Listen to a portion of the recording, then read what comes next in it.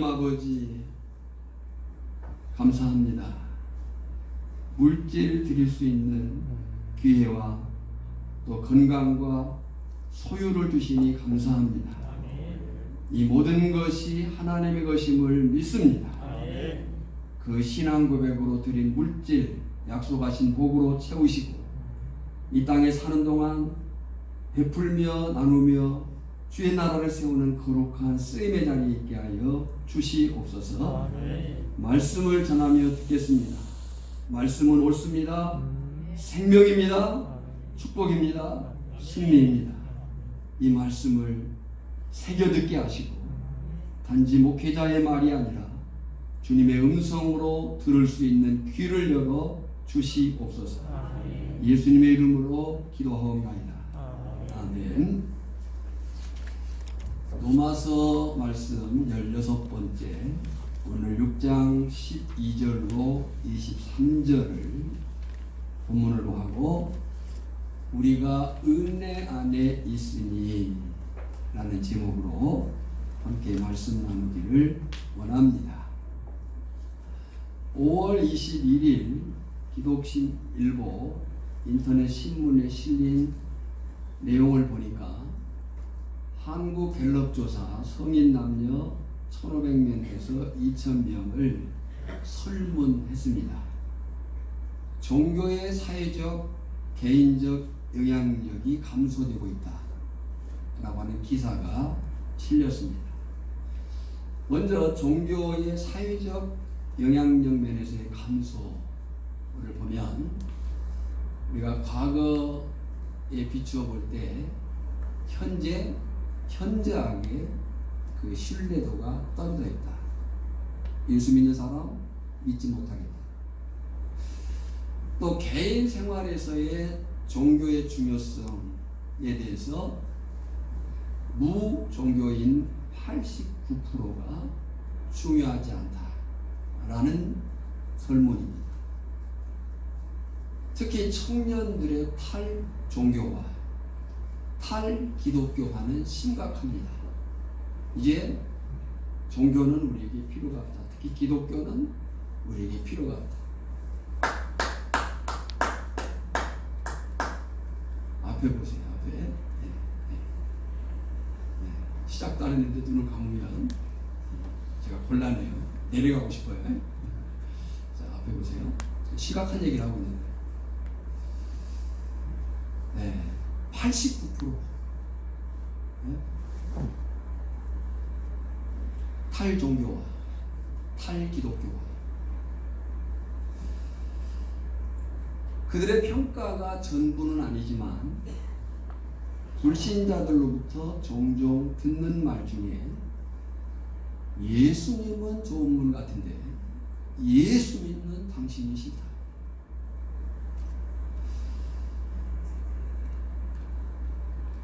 참 마음 찔리는 말이 아닐 수 없습니다. 그만큼 우리가 빛으로서의 사명, 소금으로서의 역할을 감당하지 못한 결과가 아니겠는가. 어떤 사람이 조롱조에 사진을 하나 올렸어요. 예수 믿는 사람들 정신들 체리세요. 아마 이 체리 이름이 정신들 체리인가 봐요. 체리를 먹으면 정신이 번쩍 들어요. 예수 믿는 사람들 정신들 체리세요. 이런 사진을 올려놨어요. 보편적으로 보면 한국의 대부분의 교회들은 정말 많은 예배를 드립니다. 매일 새벽 예배. 나하고는 상관없는 얘기라고 할 수도 있지 모르지만 대부분의 한국 교회는 매일 새벽 예배를 드리고 있습니다. 주일 오전 예배, 오후 예배, 수요 예배, 구역 예배, 각종 성경 공부, 기도회. 그뿐입니까? 개인적인 성경 읽기, 또 많은 성경 공부의 기회들을 갖고 있습니다. 그런데 왜 어째서 이런 결과와 평가를 받게 되었을까요? 이것은 뻔합니다. 하나님의 말씀을 듣고 배웠는데, 듣고 배워 알게는 되었는데 그 말씀대로 사는 사람들이 없기 때문이에요. 프랜시스 베이컨이 한 말이에요. 아는 것이 힘이다. 맞는 말입니다. 그런데 이것은 절반만 맞는 말입니다. 아는 대로 사는 것이 진짜 힘입니다. 아는 것이 힘일 수 있어요. 그러나 그건 절반의 힘이에요. 배워 알았으면 아는 대로 살아야 진짜 힘이 되는 거죠. 계시록 1장 3절입니다. 이 예언의 말씀을 읽는 자와 듣는 자와 그 가운데에 기록한 것을 지키는 자는 복이 있나니 읽고 들어라. 그런데 누가 복이 있다? 지키는 자가 복이 있다. 야고보 2장 26절이에요. 영혼 없는 몸이 죽은 것 같이 행함이 없는 믿음은 죽은 것입니다. 여러분, 내가 조금 안다고 말로만 떠드는 신앙은요, 자신과 다른 사람을 해칠 위험이 있습니다. 그 알량한 성경 조금 아는 지식 가지고 자신이 의로운 사람처럼, 꽤 뭔가 아는 사람처럼, 그리고 다른 사람들을 판단하고 비판하고 그것도 몰라? 이렇게 말할 수 있는 해로움이 될 수 있다는 거예요. 차라리 모르는 게 나아요. 왜냐하면 사람들은 그 사람의 말을 믿는 게 아니고 그 사람의 행동을 믿는 거예요. 그래서 형식적이고 유선적인 사람은 싫어합니다. 하나님도 싫어합니다. 결국 이런 사람이 많은 교회에 이런 사람들이 많아지는 사회가 어떻게 되겠어요? 지금 우리가 겪고 있는 이 사회가 되는 겁니다. 권사님. 이런 사람이 많은 교회, 이런 사람이 많은 사회가 어떻게 되겠냐고. 이것이 현재 우리가 또 우리 한국교회가 서 있는 위상, 위치예요. 그래서 우리가 로마서를 통해 복음을 다시 듣는 것이 중요하고 오늘 본문이 매우 중요합니다. 이 시간 성령께서 설교자로 서 있는 저나 예배하는 우리 모두의 귀를 열어주시기를 기도하며 말씀을 살피도록 하겠습니다. 12절입니다. 그러므로 그랬어요. 그러므로 이 말은 6장 1절로 11절의 3말을 받는 결과예요. 그러므로 이 말은 우리가 어떻게 죄에 대해서 죽고 하나님에 대해서 의에 대해서 살아났는지를 너희가 알게 되었으므로 그랬어요. 여러분, 저나 여러분은 죄에 대해서 죽은 사람이에요. 의에 대해서 하나님에 대해서 살아난 사람이에요. 이것을 알게 되었으므로 그러므로 너희는 죄가 너희 몸을 지배하지 못하게 하여, 앞에서 우리가 왕 노릇하지 못하게 하라 이 말을 많이 했어요. 지배하지 못하게 하여 몸의 사욕에, 여기 사욕은 욕망, 욕구, 탐욕 이런 거. 몸의 사욕에 순종하지 말고 또한 너희 지체를 불의의 무기로 죄에게 내주지 말고 그랬어요. 반면에 적극적으로 오직 너희 자신을 죽은 자 가운데서 다시 살아난 자 같이 하나님께 드리며 너희 지체를 의의 무기로 하나님께 드리라 그랬어요. 자, 주목해 보세요. 12절과 13절을 주목해 보면 하지 말라는 명령과 하라는 명령이 같이 나오고 있어요. 못하게 하여 말고 드리며 드리고 이런. 근데 여기서 이제 우리가 생각할 것이 뭐냐면요, 사실 죄의 지배 아래 있었던 우리는 어떤 것을 하지 않을 능력도 할 수 있는 능력도 우리에게 없었어요. 그죠? 죄의 지배 아래 죄의 종이었던 때에 우리는 뭘 할 수도 없었고 하지 않을 수도 없었어요. 그 능력이 없었어요. 그런데 지금 이 못하게 하여 말고 드리며 드리라 이 말은 하나님께서 우리로 하여금 할 수 있도록 해 놓으셨기 때문에 하시는 말씀입니다.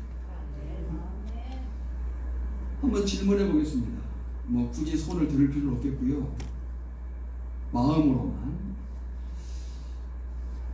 나는 날마다 죄만 지었으면 좋겠다. 그냥 눈 떠서부터 잘 때까지 그냥 죄만 잔뜩 짓고 싶다.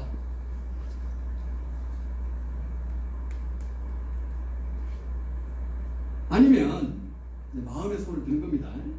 나는 그냥 눈 떠서부터 잘 때까지 그냥 죄만 짓다가 하루 종일 살겠다. 눈 좀 뜨세요.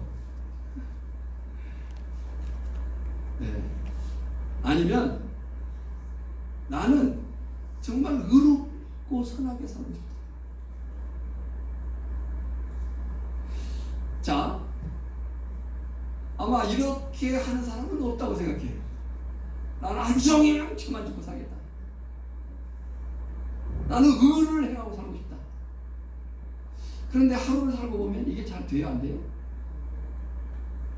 잘 안 돼요. 왜 그런다고 말씀에서 지금까지 확인해 왔습니까? 우리에게는 그럴 능력이 없었다는 거예요. 뭘 하지 않을 수 있는 능력도 할 수 있는 능력도 없었어요. 그런데 보십시오. 오직 너희 자신을 죽은 자 가운데서 다시 살아난 자 같이, 그게 밑줄이에요. 오직 너희 자신을 죽은 자 가운데서 다시 살아난 자 같이. 그분이 누구예요? 예수 그리스도예요. 하나님의 한의 대신 예수 그리스도와 같이 그랬어요. 자, 보세요. 하지 않을 수도 없고 할 수도 없어요. 능력이 없어요. 그런데 명령을 받았어요. 명령을 받은 사람이 문제일까요? 명령한 사람이 문제예요. 할 수도 없어. 하지 않을 수도 없어. 근데 그 사람에게 뭘 하라고 그래. 하지 말라고 그래. 그러면 누구의 문제예요? 명령한 사람이 문제죠. 그러지 않습니까? 그런데 지금 말씀이 뭐냐면 이제는 우리는 안 할 수도 있고 할 수도 있는 자리로 옮겨놨다는 거예요. 누가요? 하나님께서 예수 그리스도를 통해서. 할렐루야.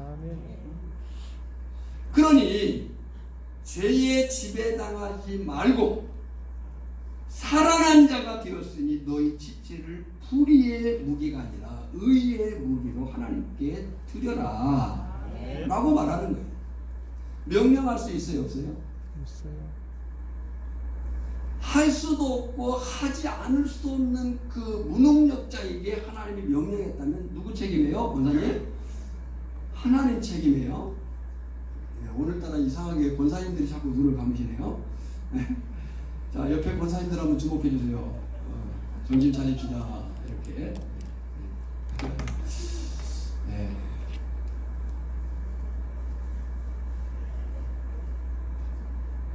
잃어버렸잖아요. 할 수도 있고 하지 않을 수도 있게 하셨다. 네. 그러니까 할 수도 없고 하지 않을 수도 없는 그 무능력자에게 하나님이 명령했다면 누구 책임이에요? 하나님 책임. 하나님 책임인데 이제 하나님께서 그렇게 할 수도 있고 하지 않을 수도 있는 능력을 회복시켜 주셨다. 주셨어요. 누구 안에서? 그리스도 안에서. 예수 안에서. 명령할 수 있어요, 없어요? 있어요. 명령할 수 있어요. 이것을 손수 이성 비판으로 유명한 철학자 임마누엘 칸트가 정언 명령, 단언적 명령, 다시 말해서 책임을 물을 수 있는 명령이라고 말을 했어요. 책임을 묻겠다는 거예요. 할 수도 없고 하지 않을 수도 없는 사람에게 하나님이 명령했다면 하나님의 문제이시지만 이제는 예수 그리스도로 말미암아 할 수 있는 능력, 하지 않을 수 있는 능력을 주셨으니 이제 책임을 묻고 너에게 명령한다 라는 거예요. 여기서 우리가 먼저 정리해야 될 세 가지가 있습니다. 첫째는 죄는 여전히 살아있다는 거예요. 이 말이 무슨 말인가 하면 우리가 죄에 대해서 죽은 거지 죄가 우리에 대해서 죽은 것이 아니라는 거예요. 이건 교리적인 문제예요. 잘 들으셔야 돼요. 죄는 여전히 살아있어요. 우리가 죄에 대해서 죽었어요. 누구와 함께? 예수님과 함께 죄에 대해서 죽은 것이지 죄는 아직 살아있어요. 예수님이 십자가에서 죽으실 때 우리도 죽었어요. 더 이상 죄가 우리를 지배하지 못해요. 그러나 죄의 힘이 사라졌거나 죄가 그 행동을 멈춘 것은 아니에요. 여전히 활동하고 있고 그 세력은 막강해요. 우리가 세상을 가리킬 때 죄의 소굴이라고 말합니다. 죄의 힘이 있다는 거예요, 없다는 거예요? 있다는 거예요. 두 번째 정리할 것은 죄가 우리의 몸에 아직 자리를 잡고 있다는 거예요. 죄가 어디에 자리를 잡고 있다고요? 우리의 몸에 자리를 잡고 있다는 거예요. 그래서 12절에 보면 죽을 몸, 그래서 죽을 수밖에 없는 몸이에요. 이 몸은 언젠가 흙으로 돌아갈 육체, 바디를 얘기하는 거예요. 그래서 이 말을 13절에서는 지체라고 구체적으로 표현했어요. 우리의 몸을 통으로 얘기한 게 아니라 지체라고 얘기를 한 거예요. 그러면 왜 자꾸 몸을 말하는가 하는 거예요. 죄가 아직 어디에 자리를 잡고 있다고요? 우리 몸에. 그래서 성경은 자꾸 몸을 얘기해요. 그것은 무슨 의미냐면 우리가 거듭난 것은 우리의 영혼이지 몸이 아니라는 거예요. 거듭난 사람의 그 사람은 속사람이 죄로부터 자유로웠지만 아직 몸은 아니라는 거예요. 그러면 우리의 몸이 살아있는 동안 죄는 우리 몸 안에서 활동을 해요. 이것이 아직 죄의 본성을 가지고 살아가는 인간의 연약함이고 죄에 대한 본능이고 죄에 대한 부패성이에요. 그래서 우리는 끊임없이 죄의 유혹을 받습니다. 예수 안 믿는 사람만 죄의 유혹을 받는 게 아니라 예수 믿는 우리도 죄의 유혹을 받는다고. 그래서 이 죄의 유혹을 받아들이면 악한 정욕이 우리 안에서 우리를 통해서 활동하는 거예요. 이것을 사단 마귀는 틈만 있으면 이용하는 거예요. 믿고 거듭난 사람도 몸이 새로워지는 것이 아니기 때문에 넘어질 수밖에 없는 거예요. 그래서 12절에 뭐라고 말해요? 12절 하반절에 보면 몸의 사욕에 아직 우리 몸 안에 남아있는 이 죄가 요구하는 그 욕구와 욕망과 탐욕이 뭐하지 말고? 순종하지 말고. 에베소 4장을 보면 에베소 4장을 보면 에베소 교인들의 이야기가 나옵니다. 에베소 교인들은요 이미 거듭난 사람들이에요. 그리고 믿음 좋다고 칭찬받은 사람들이에요. 근데 이미 거듭난 사람들이고 믿음 좋다고 칭찬받은 사람들에게 바울이 권면하는 거예요. 자, 거듭났고 믿음이 좋아요. 거듭났고 믿음이 좋아요. 저나 여러분이에요. 뭐 자신이 없어요? 아멘 안 하세요? 자, 거듭났고 믿음이 좋아요. 저나 여러분이에요. 근데 그들에게 사도 바울이 에베소 4장 25절 28절에 보면 뭐라고 얘기하냐면 거짓을 버려라. 거짓말 한다는 거야, 안 한다는 거야? 하고 있다는 거예요. 참된 것을 말하라. 또 28절에 보면 도둑질하는 자는 다시 도둑질하지 말고 아니 거듭났고 믿음이 좋은 사람들이에요. 칭찬받는 사람들이에요. 그런데 그들에게 권면이 왜 필요했을까요? 아직 죄를 짓고 있다는 거예요. 그럴 소지가 충분하다는 거예요. 잊지 마십시오. 우리 몸, 이 지체는 지체라고 할 때 각 신체, 손, 발, 눈. 그래서 우리가 이런 말 어른들이 옛날에 했어요. 남자가 세 가지 끝을 조심해야 된다. 혀 끝을 조심해야 된다. 손 끝을 조심해야 된다. 또 거시기 끝을 조심해야 된다. 그랬어요. 우리 몸이 저지르는 죄예요. 각 신체뿐입니까? 힘, 재능, 기능, 성향, 상상력. 상상력도 사실 우리 몸 안에 있는 거잖아요. 그래서 우리가 어떤 생각을 하냐가 굉장히 중요해요. 얼마든지 마귀에게 이용당할 수 있는 불의의 무기가 될 수 있다. 왜요? 죄가 우리의 몸에 아직 뭐하고 있다고요? 자리를 잡고 있기 때문이다. 세 번째는 우리가 범죄하면 우리 지체는 불의의 무기가 된다 하는 거예요. 13절에 무기, 그 말은 도구예요.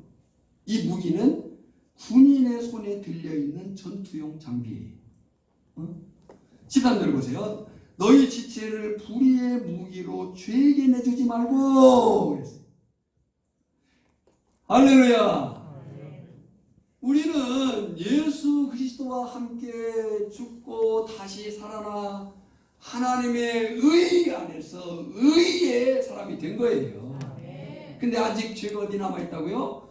우리 몸 안에 남아있어서 죄에 치면, 죄에 술복하면 불의의 무기가 될 수 있다. 여기 내주다 이 말은요, 자신을 의지적으로 적극적으로 내주는 것을 얘기하는 거예요. 대신 너희 지체를 의의 무기로 하나님께 드리라. 어떻게 그럴 수 있냐? 죽은 자 가운데서 다시 살아난 자 예수님 같이. 아멘. 그래서 이렇게 질문하셔야 돼요. 혹 내 몸 안에 있는 죄가 욕구, 욕망을, 탐욕을 좇으려고 할 때 이렇게 질문하셔야 돼요. 한번 따라합시다. 예수님이라면, 좀 크게 예수님이라면, 오늘 권사님들만 예수님이라면, 다 같이 어떻게 하실까? 내 몸 안에 있는 남아있는 이 죄, 욕구, 욕망, 탐욕이 나를 끌어가려고 할 때, 불의의 도구로 삼으려고 할 때 질문을 해라. 예수님이라면 어떻게 할까? 예수님이라면 내 이 욕구와 욕망과 탐욕을 저지르라고 말씀하실까? 때문에 저나 여러분이 죄와 싸우기 위해서는 결사적이어야 돼요. 아멘. 그냥 가만히 있어서 되는 것이 아니에요. 히브리서 기자가 왜 성도가 죄와의 싸움에서 자꾸 지느냐? 왜 성도가 죄와의 싸움에서 자꾸 지느냐? 싸우지 않기 때문이고 끝까지 싸우지 않기 때문이다. 여러분요, 우리가 죄와의 그 결투에서 싸우기만 하면 이깁니다. 아멘. 끝까지 싸우면 이깁니다. 아멘. 왜요? 예수님이 이미 이겨놓으셨거든요. 승리는 이것이 너희의 믿음이다. 너희가 죄와 싸우되 아직 피 흘리기까지는 대항하지 아니하고 너희가 왜 자꾸 지는 줄 아냐? 피 흘리기까지 싸우지 않기 때문이다. 싸우지 않기 때문이고 끝까지 싸우지 않기 때문이다. 그러면 이제 실제적이고 구체적으로 율법, 죄 안에서 벗어나 은혜 안에 있게 된 우리는 어떻게 해야 되는지를 보겠습니다. 첫째는 자신이 어떤 사람이 되었는가를 알아라. 하는 거예요. 15절로 18절을 통해서 보겠습니다. 15절입니다. 그런지요 어찌하리요? 그렇다면 어떻게 할 것인가? 우리가 법 안에 율법의 지배 안에 있지 아니하고 은혜 안에 있으니 죄를 지으리요? 그럴 수 없느니라. 자, 제가 우리가부터 죄를 지으리요 그러면 여러분들은 그럴 수 없습니다 이렇게 대답을 하셔야 돼요. 자, 하겠습니다. 우리가 법 아래 있지 아니하고 은혜 아래 있으니 죄를 지을 수 있습니까? 그럴 수 없느니라. 네, 잘하셨습니다. 그럴 수 없습니다. 근데 이 말은요 6장 1절 2절에서 확인한 말이거든요. 그런지 우리가 무슨 말하여 은혜를 더하게 하려고 죄를 다하느냐? 그럴 수 없느니라. 죄에 대하여 죽은 우리 어찌 그 가운데서 더 살리요? 자, 우리가 어떤 사람이 되었다고요? 죄가 왕노릇 한 데서부터 해방된 사람이에요. 해방되었다고요. 그래서 의의 종이 되었어요. 의를 주인 삼은 사람이에요. 맞습니까? 네. 해방되었네. 죄와 사망의 법에서. 좀 다시 시작. 해방되었네. 죄와 사망의 법에서 해방되었네. 죄와 사망의 법에서. 아멘. 정말 해방되었습니까? 아멘. 네, 정말 우리 막 해방된 사람 같이 기뻐 보입니다. 눈도 막 반짝 떠지고. 다시 한번 해방되었네. 시작. 해방되었네. 죄와 사망의 법에서 해방되었네. 죄와 사망의 법에서. 아멘. 그러면 이제 우리는 죄에 속한 사람입니까? 의에 속한 사람입니까? 의에 속한 사람. 확실합니까? 네. 우리 김학기 집사님 확실합니까? 안 들렸어요? 확실합니까? 문기아 집사님 진짜입니까? 네. 정말이죠? 분명하죠? 진짜입니다. 우리가 어디에 속했냐? 우리는 의에 속한 사람이라는 거예요. 이게 진짜예요, 진짜예요. 아멘. 이에 대해서 우리는 이미 선언했고 감사하고 아멘. 순종하기로 한 사람들이에요. 아멘. 어디 나와요? 16절이에요. 그동안 확인한 사실이 뭐였냐면 너희 자신을 종으로 내주어 누구에게 순종하든지 어느 쪽에든지 속해야 된다는 거예요. 지배를 받아요. 누구에게 순종하든지 그 순종함을 받는 자의 종이 되는 줄을 너희가 알지 못하느냐. 혹은 죄의 종으로 사망에 이르고 혹은 순종의 종으로 의에 이르느냐. 17절이에요.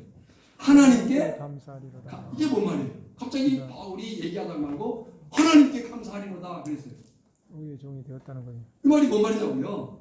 지금 16절에서 혹은 죄의 종으로 사망에 이르고 혹은 순종의 종으로 의에 이르느니라. 그래놓고 17절에 갑자기 하나님께 감사하리로다. 당연히 여기겠다 그 말이에요. 뭘요? 의의 순종의 종. 뭘 당연히 여기겠다는 거예요? 내가 순종의 종. 의에 속한 사람으로서 의에 순종하겠다라고 하는 것이 하나님 감사합니다. 내가 바로 그런 사람입니다. 라고 한 거예요. 너희가 본래 죄의 종이더니 너희에게 전하여 준 바 교훈의 본을 마음으로 순종하라. 그리고 이 사실을 사도 바울은 로마서 10장 10절에 이렇게 증명을 했어요. 사람이 마음으로 믿어 의에 이르고 입으로 시인하여 구원에 이르느니라. 아멘. 마음으로 시인하여 마음으로 어디에 이르고 의에 이르고 입으로 시인하여 구원에 이르느니라. 사랑하는 오천교회 성도 여러분, 저나 여러분 모두에게 내가 어떤 사람이 되었는지가 분명히 확인되는 그런 거룩한 결단이 있기를 축원합니다. 아멘. 두 번째, 어떻게 살아야 할지를 분명히 해라. 19절로 20절에 여러분요, 사람은 자신이 누구인지를 알아야 어떻게 살지가 결정이 되는 거예요. 우리는 이것을 정체성이라고 말하고, 그 정체성이 분명해야 사명이 분명해지는 거예요. 내가 누구인지를 알아야 어떻게 살지가 정해지는 거예요. 이 확인이 없으면 먹다 죽는 인생으로 끝나요. 그냥 먹고 자고 똥 싸고 그냥 그렇게. 네. 여러분요, 우리의 나이라고 하는 것은 꼭 신체의 나이만 말하지 않습니다. 신체의 나이는 어쩔 수 없죠. 세월이 가는 바에 따라서 나이를 먹어요. 어떤 사람이 그런 표현했어요. 나이는 욕을 먹은 만큼 먹는다. 우리의 나이, 신체 나이는 어쩔 수 없어요. 세월이 가는 한 먹어가는 거예요. 근데 더 중요한 나이가 있으니 그 마음은 마음의 나이. 나이를 많이 먹었다 할지라도 그 마음이 젊게 사는 사람도 있고요. 그러니까 우리의 나이가 어떠냐가 중요한 거예요. 네, 좀 다른 얘기를 하자면요. 지금 과거와 많이 달라졌습니다. 시간 단위로 달라집니다. 네. 예전에는 한 세대 그러면요 3, 40년을 한 세대로 봤어요. 그러니까 여기 우리 공간 안에서 한 세대로 보자면 거의 같은 세대가 앉아 있는 거예요. 그러니까 별로 차이가 없어요. 세대라고 하는 것은 문화예요. 문화는 콘텐츠예요. 콘텐츠라는 것은 그 안에 뭐가 들었느냐예요. 그리고 우리는 거의 비슷한 생각은 유교적인, 가부장적인, 남성 우월적인 그런 가치 문화 속에서 그냥 같은 생각을 가질 수 있어요. 그러니까 우리가 어떤 얘기를 할 때 그때 특별히 부담되지 않아요. 그런데요, 지금은 한 세대를 18.5년으로 본다고 해요. 18.5년. 그러면요, 지금 우리가 전체를 넓혀놓고 보면요, 10대부터 7, 80대까지 하면요, 약 6세대, 7세대가 살고 있는 거예요. 콘텐츠가 다르다. 같은 유튜브를 보더라도요, 무엇을 보느냐가 다 틀려요. 여기 계신 분들은 거의 보는 게 비슷할 거예요. 우리 아이들이 보는 것은 완전히 다른 거예요. 그리고 여기 내에서도 18.5년으로 보면요, 지금 70대, 80대 계신 분하고 50대 계신 분하고는요, 그 담고 있는 콘텐츠, 패러다임이, 틀이 다르다는 거예요.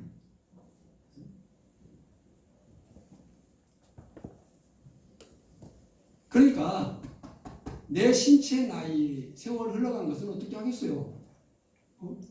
그러나 겉사람은 후패하나 속사람은 새롭도다. 이 말이 단지 영적인 만 의미하지는 않아요. 우리의 의식을 얘기하는, 우리의 생각을 요구하는 거예요. 그래서 우리의 마음에 담아둘 콘텐츠가 이 내용물이 달라야 돼. 내용물이. 아이고 나는 뭐 늙었는데 뭐 어떻게 뭐냐. 그러면 그렇게 그냥 늙었는데 그냥 가세요 이렇게 할 수밖에 없어. 그러나 늙고 병들고 힘들지만 아직 내가 주를 위해서 할 수 있는 일이 있다고 생각한다면 아멘. 할렐루야. 아멘. 우리 70, 80 되신 권사님들 아멘 하시기 바랍니다. 아멘. 아멘. 내가 비록 나이는 먹어 어쩔 수 없고 힘은 빠져있지만 그래도 내가 할 수 있는 일이 있으니 그 일을 통해서 하나님을 영화롭게 하겠다. 아멘. 적어도 목사를 위해서 하루에 1시간씩 기도하겠다. 뭐 아멘을 별로 안 하더라. 아 내가 이제 뭐 힘으로 막 돈으로는 뭘 못하지만 내가 뭐 기도는 할 수 있다. 아멘을 또 안 하더라. 내가 힘으로 돈으로는 할 수 없지만 내가 기도는 할 수 있다. 뭐 꼭 교회 와서만 기도해야 되느냐? 집에서도 기도할 수 있다. 그게 이제 콘텐츠예요. 뭘 담고 있느냐는 거예요. 그래서 내가 누구냐, 나 분명해야 내가 어떻게 살 것이냐가 정해지는 거. 근데 그 대표적인 이스라엘 백성들이 그냥 먹고 똥 싸다가 죽었어요. 38년 동안. 예. 여러분,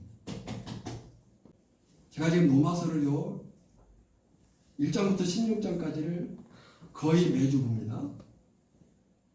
뭐 지났다고 안 보는 것도 아니고 오늘만 말씀만 보는 것도 아니고 앞으로의 말씀을 계속 봐요. 이미 저는 내년 요한복음을 준비하고 있어요.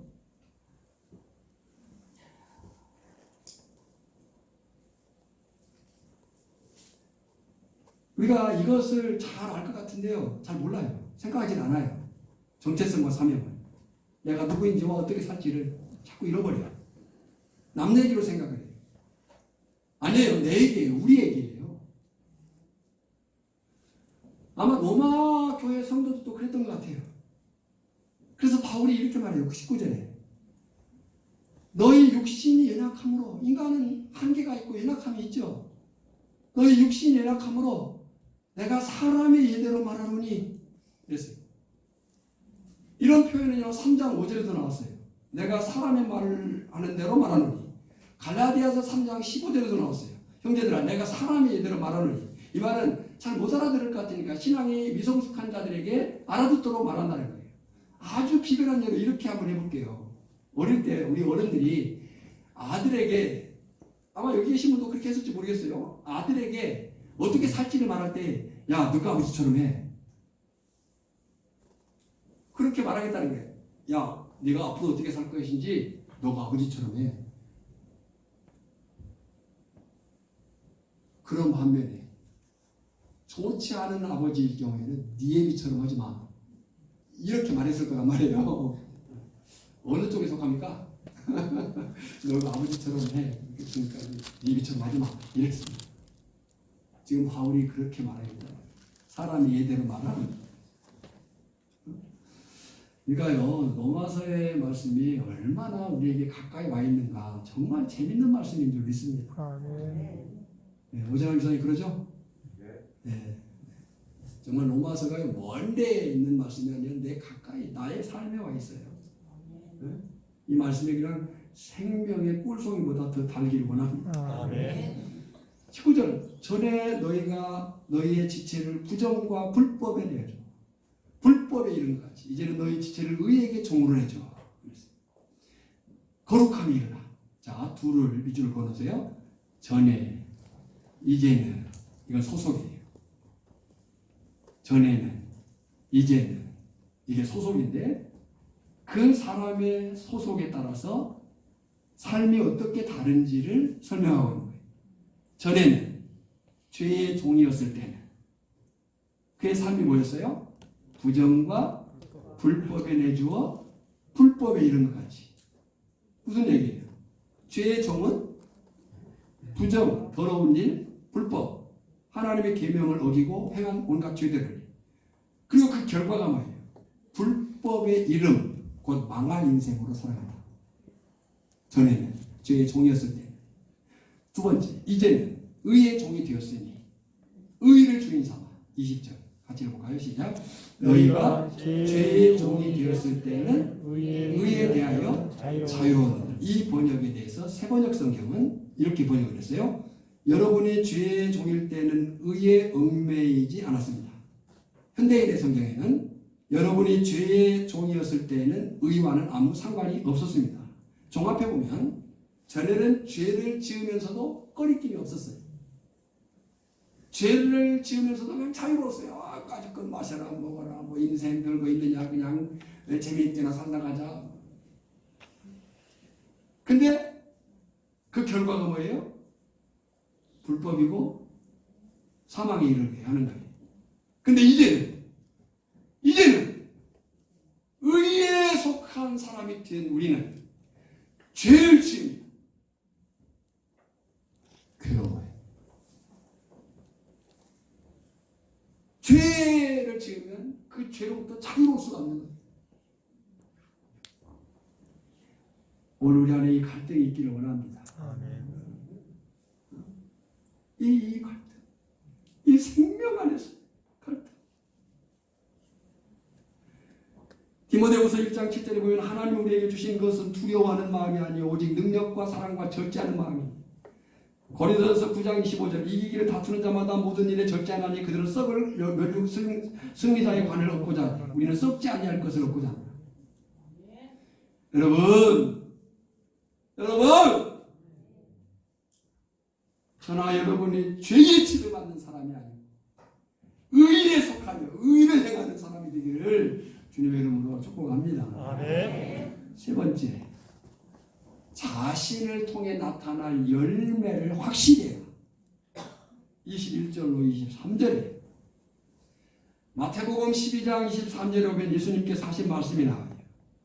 나무도 좋고 열매도 좋다 하든지 나무도 좋지 않고 열매도 좋지 않다 하든지 하라. 그 열매로 나무를 아느니라 그랬어요. 나무가 좋으냐 나쁘냐에 따라서 그 열매가 다르다는 거예요. 갈라디아서 5장 우리 안에 불신자가 아니에요. 믿는 우리 안에요.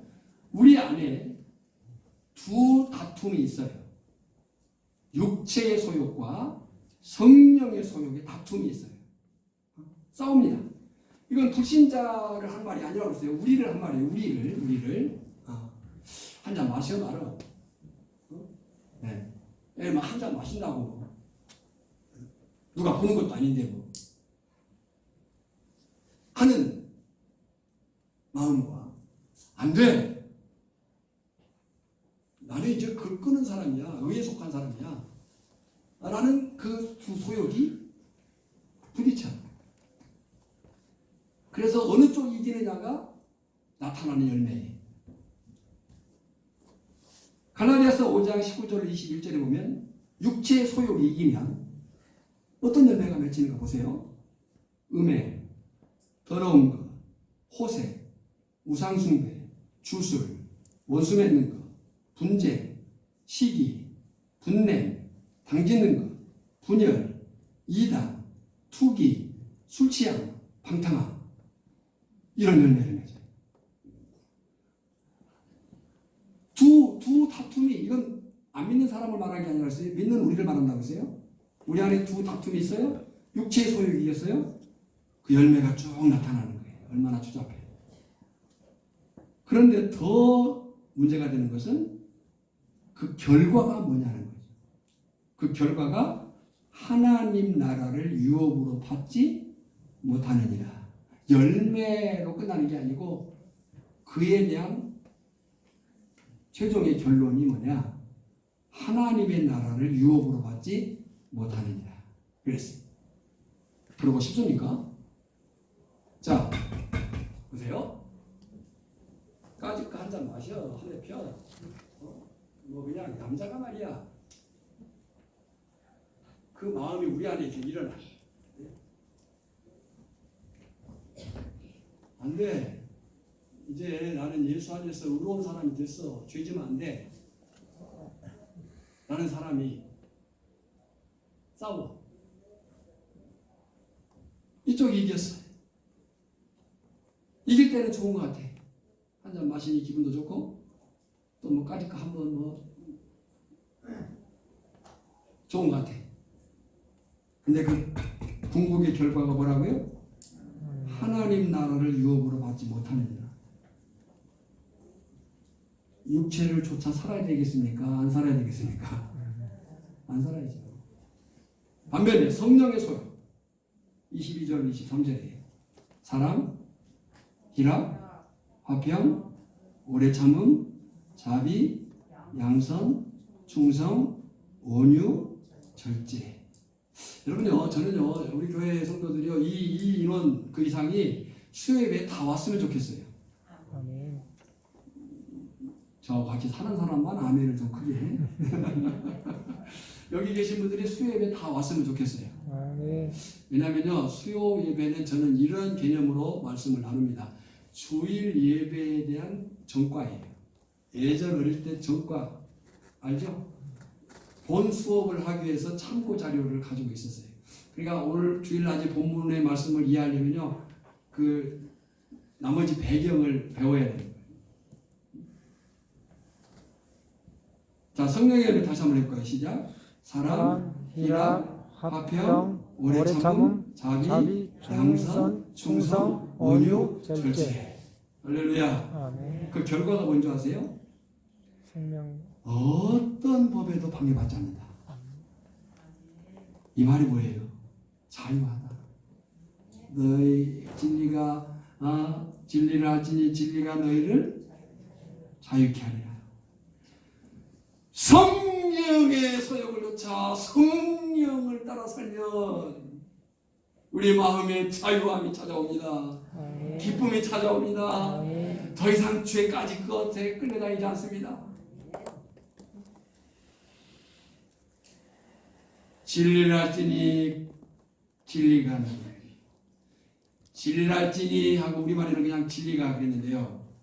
진리를 알지니 헬라어 성경에 보면 그 진리가 너희를 자유케 하리라. 21절 22절 함께 읽겠습니다. 시작. 너희가 그때에 무슨 열매를 얻었느냐? 이제는 너희가 그 열매를 부러워하나니 이는 그 마지막이 사망입니다.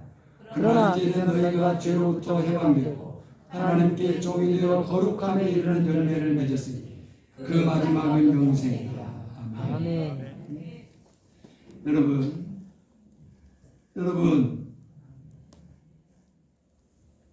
사망에 이르게 하는 죄의 열매를 맺어서는 안 됩니다. 우리는 그 열매를 맺도록 부름받은 사람들이 아닙니다. 죄 지으면 안 됩니다. 죄에 대해서 냉정해야 됩니다. 반면에 우리가 맺어야 될 열매는 영생에 이르게 하는 거룩함의 열매인 줄 믿습니다. 무엇보다도 우리의 삶이 깨끗해지고 사람이 지저분하면 안 되잖아요. 그잖아요. 사람이 지저분하면 안 돼. 그 삶이 지저분하면 안 되잖아요. 우리의 영적인 삶도 마찬가지예요. 지저분하면 안 돼. 그 조금의 이득 때문에, 조금의 욕심 때문에, 조금의 그 감각적인 기분 좋은 것 때문에 우리가 우리 몸을 더럽혀서는 안 돼. 죄가 어디에 자리 잡고 있다고요? 우리 몸에 자리 잡고 있어요. 우리 몸은 언제든지 죄를 받아들일 수 있는 그런 모습을 갖고 있어요. 조심해야 돼. 우리의 삶이 깨끗해지고 거룩해져야 돼. 근데 깨끗해지고 거룩해질 수 있는 길은요, 오직 말씀과 기도 안에 날마다 사는 것인 줄 믿습니다. 23절을 같이 읽겠어요. 시작. 죄의 삭은 사망이요 하나님의 은사는 그리스도 예수 우리 주 안에 있는 영생이니라. 아멘. 할렐루야. 아멘. 이 시간에 우리가 찬양을 안 할 텐데요. 제가 특별히 강사 한 분을, 찬양 인도자 한 분을 모셨습니다. 아멘. 우리가 그런 사람입니다. 긴가 하면 안 됩니다. 예수 안에서 죄와 사망에서 해방된 우리입니다. 하나님 아버지, 그렇습니다. 죄와 사망, 그 권세 아래 있었던 우리가 하나님의 한 의 예수 안에서 죄와 사망의 권세에서 해방되었음을 고백했습니다. 내가 누구인지를 알게 되었습니다. 어떻게 살지도 보았습니다. 죄에 끌려 사는 사람이 아니고 의를 행하여 살게 하시고 내 삶의 전부를 통해서 나타날 열매가 겨우 죄 짓는 것에 남음이 아니고 의를 행하여 생명에 이르는 하나님의 선물 안에 있는 삶이게 하여 주시옵소서. 예수님의 이름으로 기도하옵나이다. 아멘. 이제는 우리를 구원하신 예수 그리스도의 은혜와 성부 하나님의 크고 놀라우신 사랑하심을 성령에 깨닫게 하시고 능력 주시니 오늘 우리가 은혜 아래 있으니 이제 은혜를 붙들고 살고자 다짐하는 모든 성도 심령 위에 이제로부터 영원까지 항상 함께 있을지어다. 아멘.